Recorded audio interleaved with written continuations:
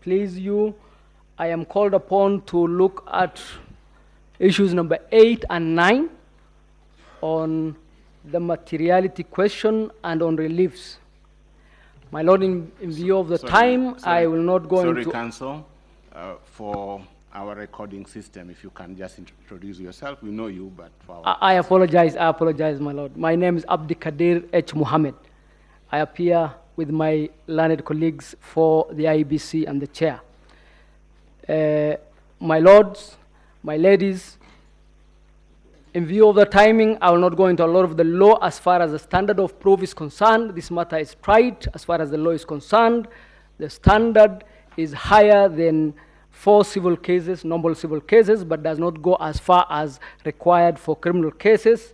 In other words, it does not go as far as beyond reasonable doubt, but it is higher than a balance of probabilities, except where criminal conduct is alleged or there is an election offense alleged, in which case then you go to the higher proof beyond reasonable doubt. The submissions of the first and second respondent in the lead, the submission of the respondents in the lead petition at paragraph 8, page 4, deal with the law, the cases, Raila Odinga 2013, para 203, number 1, presidential election number 1 of 2017, para 151 to 152, and the courts clearly state that the allegations should not be general, they should not be bare allegations, and the standards must be met. In John Harun Mwau, at page 349 to 350, 2017, that was the holding of the courts. So the law is very clear on this matter, my lords and my ladies. I'll then go on itemizing some of the allegations or some of the issues raised in terms of illegalities and irregularities, and specifically state whether those standards have been met, and in broad case, they haven't. So there have been allegations of a dysfunctional commission. This, my lords, is not a court dealing with a corporate governance case. It is an election petition court dealing with the presidential elections in 2022. My lords and my ladies, the case of Maina Kiai dealt with the issues of the commission and the chair and their place in the process that we are talking about, in the verification process.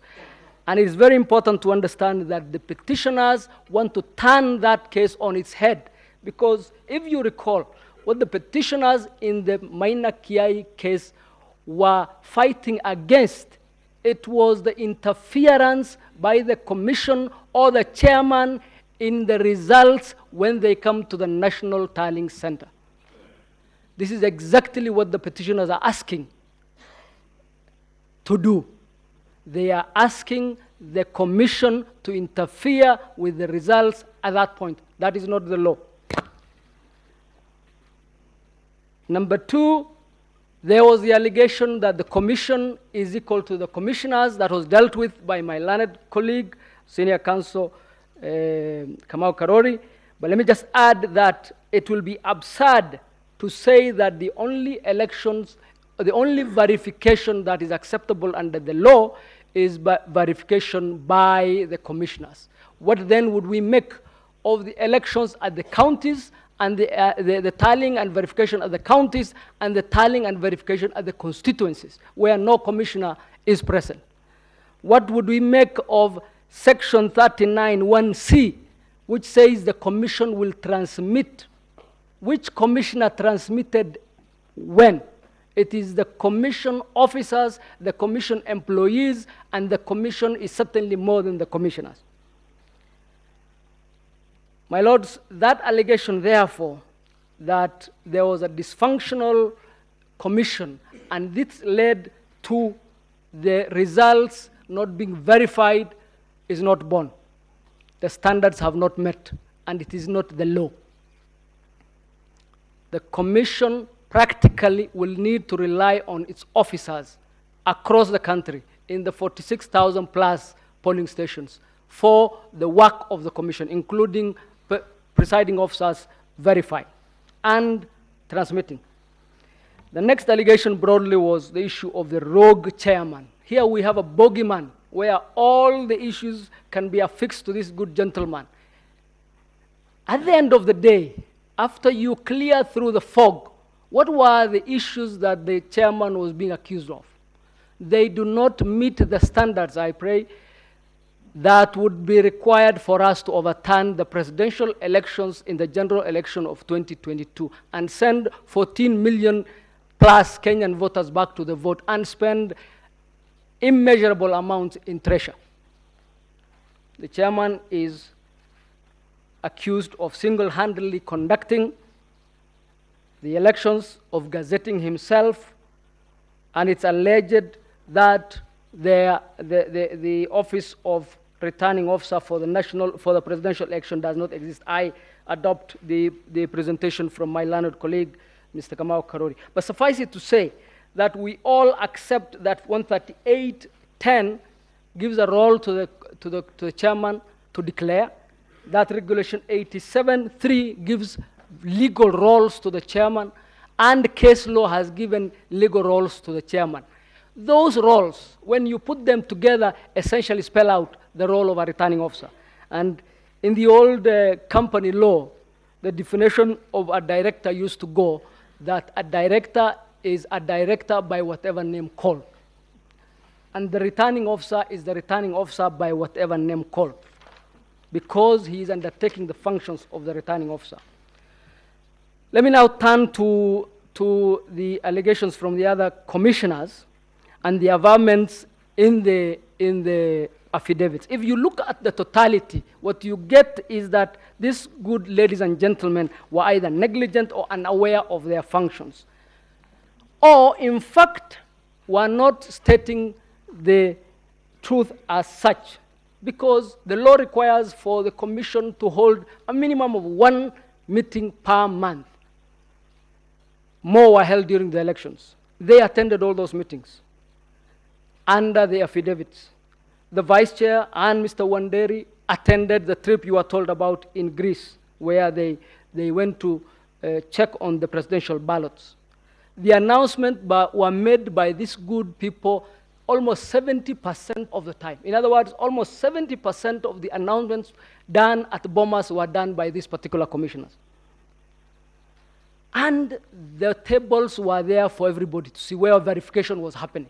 And they had no one stopping them from going to attend or direct if they wanted to direct. We would have shown at this point their access to the floor in the 4-minute clip, but in view of time, I will skip that. But I would urge the court to look at that video clip to show the extent of the operations of the commissioners, and especially these 4, in terms of the operations at Bomas. Then we go to the 27 constituencies. The affidavits clearly show that those constituencies were tallied and they were in fact verified, and that the record will clearly show that what was remaining was the announcement.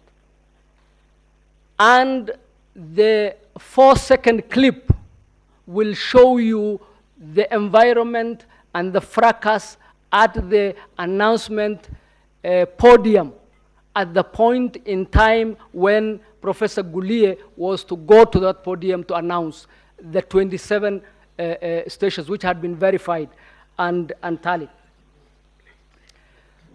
I'll play the 4-second clip. Thank you, Sonia. Please. Yes, this is Bomas just before Professor Gulie was to announce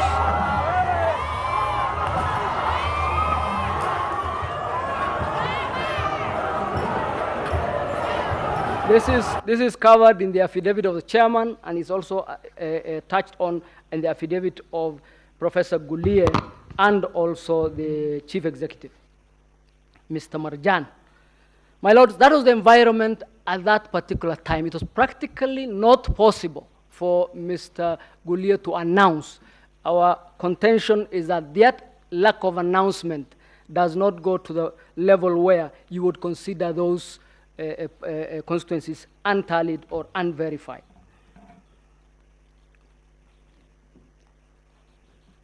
What then were the aim of the commissioners when they say we wanted to, quote unquote, own the results? Because verification is a very simple process. It has been defined. I'm not going to waste a lot of time on it.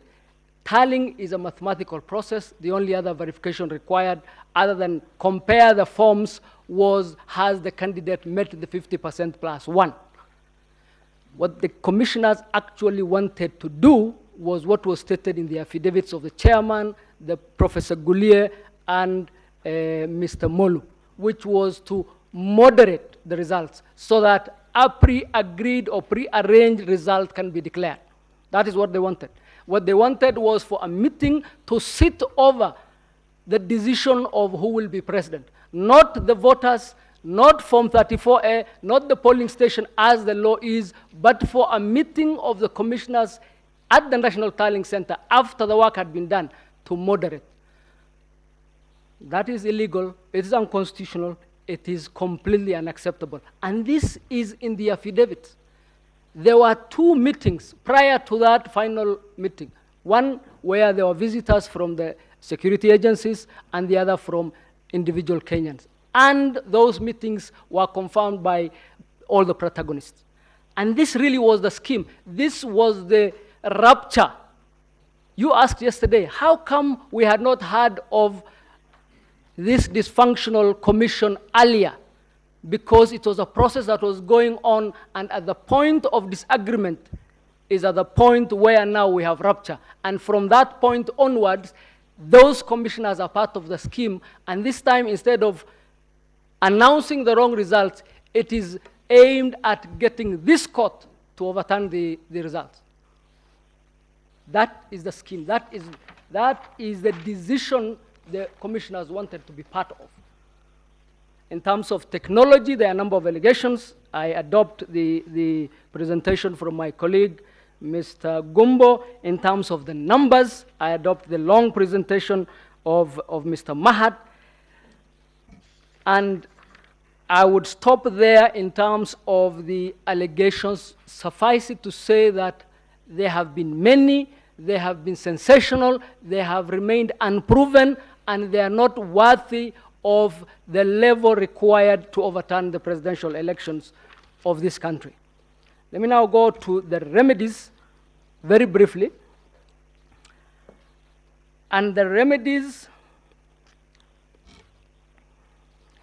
just one point in terms of the earlier issue. There was a push for moderation. That essentially is to overturn the elections. There was interference from state agents, again asking for a specific. Those are averred in several affidavits. There was the issue of the DCI and certain other state agencies. Contrary to the law requires that under Section 105 of the Elections Act, that all state organs and state officers must give assistance to this commission during this difficult period. Contrary to that, the DCI was indeed an impediment to the holding of the elections and to the functions of the IEBC at that point in time. There were very many officers of the commission picked from the tallying center, outside the tallying center. It is not a coincidence that the 4 commissioners refer to those staff members which were then picked by the ATPU. Ask yourself, what is the anti-terrorism police unit got to do with our elections in Bomas? Why would the anti-terrorism police unit be involved in the tabulation verification exercise at Bomas? And that scheme, that assault on our democracy is what you are being asked now at the tail end to. Let me also refer you to the affidavits of the commissioners where they say that the election process was okay until the very tail end. That tail end is where the matters went haywire. Let me go to the reliefs, my lords and my ladies. The reliefs as known by law in terms of the Constitution is at 143. The Supreme Court if the Supreme Court determines that the election of the president-elect is to be invalid, a fresh election shall be held within 60 days after the determination.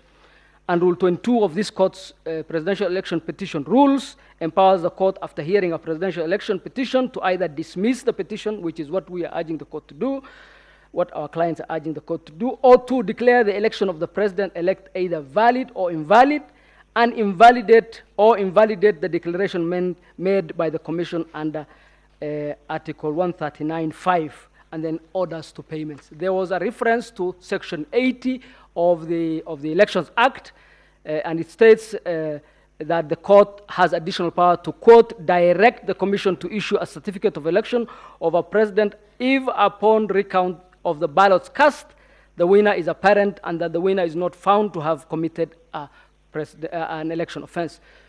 Our view is that this is not operative in this case. Number one, this section assumes a recount. We have no recount in this case.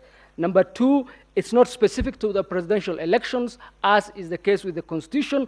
And number three, it says that as a precondition, as a condition precedent, whoever is getting the benefit of that relief must, of necessity, have not committed an election offense, which presupposes that there is a process for that to have been determined, which has not happened in this case. In any event, it is the contention of the petitioners that indeed the petitioners or their agents are guilty of presidential or of election offenses, and therefore they ought not to be entitled to that relief. But can I go back to the relief sought by the petitioners, especially in 005? They are very convoluted. There are many. They are conflicting.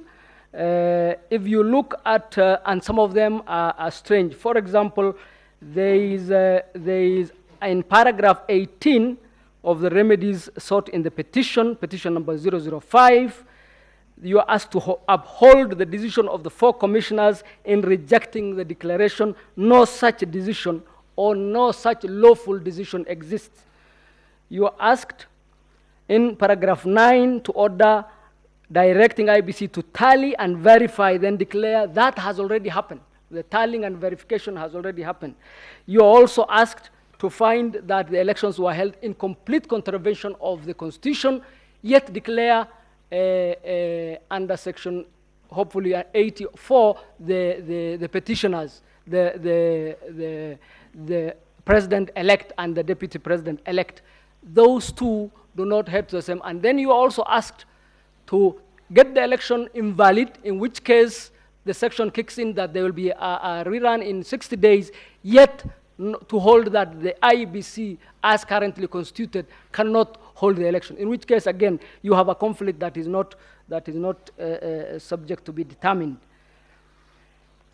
So our view is that the totality of the relief sought raise a lot of problems, as mentioned by the judges on a number of occasions. In terms of the reliefs we are seeking the reliefs as listed out in the responses, all of them, and jointly. We are also seeking reliefs as far as the chairman is concerned, as far as the number of criminal actions stated or alleged in the respondents. I adopt all the affidavits, my lords and my ladies, stated by my learned senior Professor Gideon Mugai, and the presentations thereafter. Suffice it to say that what we have witnessed is at the tail end of a very long process. We in this country have gone through a lot of reforms as a result of elections. If you recall, the entire ECK was disbanded by legal fiat as a result of an election. Thereafter, we have had to completely redo our election infrastructure. We have come to the point where this court 5 years ago laid the law. Now, if you look at all those steps, we have taken radical steps that have cost treasure, that have cost lives, that has cost livelihoods, including staff members of the ECK who have either died in office or who have been fired as a result of being told you have all been disbanded. Our law has no problem, my lords. Our elections have no problem. The problem lies with our politics, and the problem lies with our political culture. That cannot be legislated. It cannot be delivered through litigation. It has to be elsewhere. Men and women who run for office in this country must accept that it is possible to win.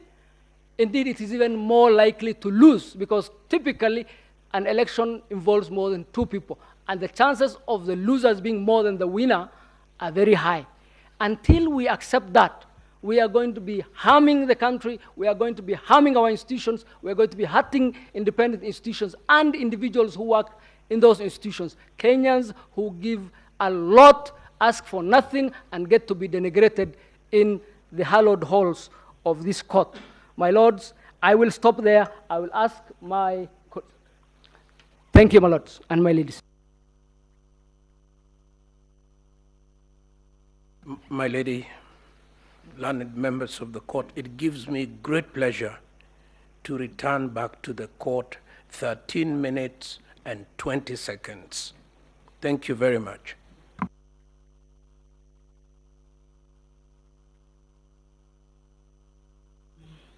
Thank you very much for donating to us 13 minutes. We will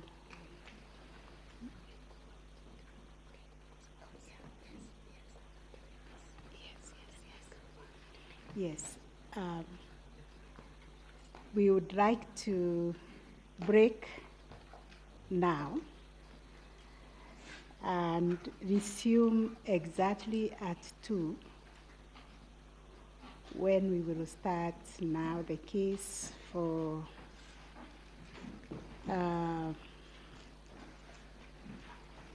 should be